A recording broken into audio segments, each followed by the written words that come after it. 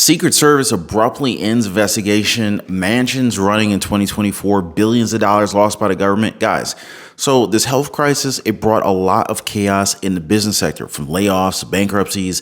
Many companies had to face facts that, recovery wasn't going to be easy. But what if there was around $200 billion more for small businesses to use while all of this chaos was happening? Well, we're not going to find out, as the Small Business Administration, also known as the SBA, allegedly messed up that much money on different programs that were fraudulently taken during the pandemic. And so while the Biden administration's representative for the SBA didn't show up for the hearing on this investigation, we are seeing that the White House has been very, very busy, not with cash that they can provide to the American people, but with drugs being found over in the White House. And no, I'm not just talking about the recent find there, folks, because it looks as if someone or maybe a group of people have been having a lot of fun at the White House, as it's now come out that the Secret Service discovered small amounts of marijuana at the executive mansion last year. Not once, but twice, both in June and September 2022. Now, it's also been reported that no arrests have been made, as the weight of the marijuana confiscated did not meet the legal threshold for federal charges or DC misdemeanor criminal charges at the District of Columbia has decriminalized possession. Well, thankfully for them, they decriminalized that. Just in time, huh? Republican Representative Lauren Boebert says that for them to have found drugs 3 times in the White House during this administration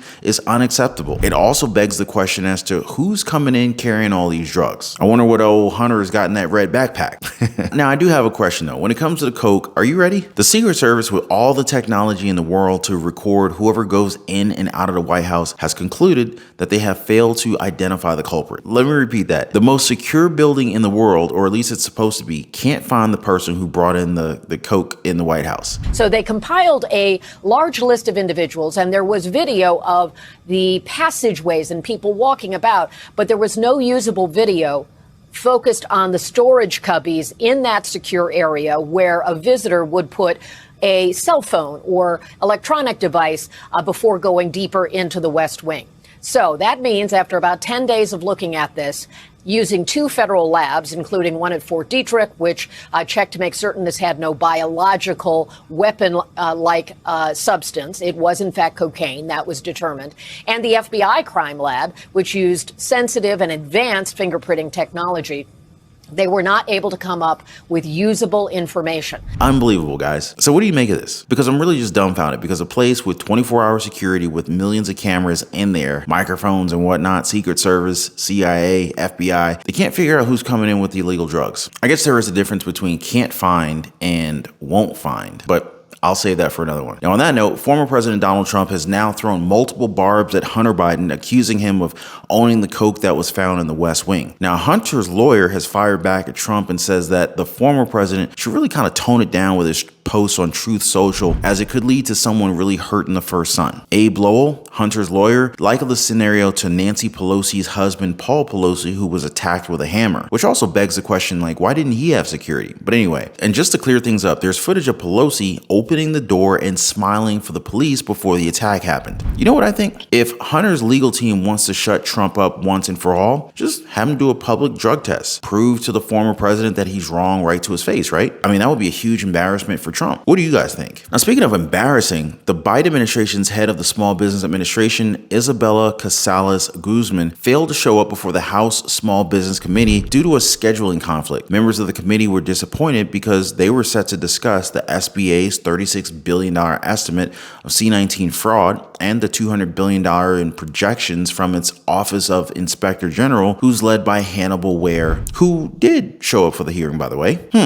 That's a huge discrepancy, huh? I mean, $200 billion could have funded at least one more $600 stimulus check to everybody. It's either the SBA missed the $164 billion that was fraudulently stolen from the C-19 funds, or the Inspector General magically came up with $164 billion in extra stolen money. But let me ask you guys, who do you think is closer to the truth here? I think I would notice if I was short a few $100 billion, right? Would you notice? Now, on the topic of getting to the truth, just what exactly is the plan for Senator Joe Manchin in 2024? He's made himself kind of unpopular with both Democrats and Republicans alike, so it's not impossible to see him run as an independent next year. With the senator expected to headline an event sponsored by the group called No Labels, speculations have come out that he's going to be running for president in 2024. Even though he's he's possibly running as an independent, Democrats are fearful of the scenario, as this could actually take away votes from President Biden and eventually lead to a united Republican push for former President Donald Trump. Now, what's also very worrying and concerning for the Democrats is that Manchin, he's racking up financial support without even announcing a run for the White House. So far, the senator has raised $1.3 million in the second fundraising quarter, which, by the way, is good news as he's outpacing his potential Republican opponents. Now, to add more fuel to the fire, the group No Labels, they're planning to form a plan wherein their representatives would have one Republican and one Democrat running for the president, as well as the vice president slots. It's not quite sure which of the two parties would actually hold the White House. But what do you guys think about that? Would a bipartisan government work for the United States, or would it just lead to more division? Now, I'm not sure if this next update is going to cause any division in the comment section down below, but let me ask you guys, what does climate czar John Kerry do for the American people? Now, this was the same question that Representative Brian Mast had for Kerry as he questioned him about the department's budget and personnel. Now, I'm not going to ask for every one of these, but I would love to know the names of the individuals that actually answer to you. Who are the ones that directly answer to you, so we can know a little bit about your office, and then we'll give this chart to somebody in your office, and maybe they can fill out the rest of the names while you're here answering questions for us. It would be very helpful. Who is your deputy envoy for climate? I have two deputies, and they are well known. They're very experienced people, Rick Duke and Sue Biniaz. But I'm not going to go through all the names. Rick Duke here. and who? Mr. Chairman, Sue Biniaz, who's one of the most experienced negotiators in the world. Is Mr. Chairman, Sue let me your just say to you, principal deputy? Mr. Chairman, I'm not going to fill them in here in this way because that would be a violation of our process within the State Department. You're not going to tell us who's I'm not working going in to your go office. through them by name because that is not the required process of the State Department. Do you guys think that he's right here? And why couldn't they just provide a list of names of whoever is in his team? And of course, if we're talking about our climate czar, the guy is leading the fight for climate change. We can't not talk about his flights on his private jet. So Kelly profusely refused that he even owned a private jet or even flown as much in one. But then when faced with the record that his family sold their private jet early this year as they were being seen as hypocritical, he changed his tune and said that the jet belonged to his wife. He then went on to say this. I have flown 5 times in the last 2.5 years on Millair, which you also fly on, Sure. and or some of you who travel fly on, 5 times. Otherwise, all of my trips are commercial Have you airlines. flown on a private jet in a personal or official capacity since you've taken this position? Possibly once.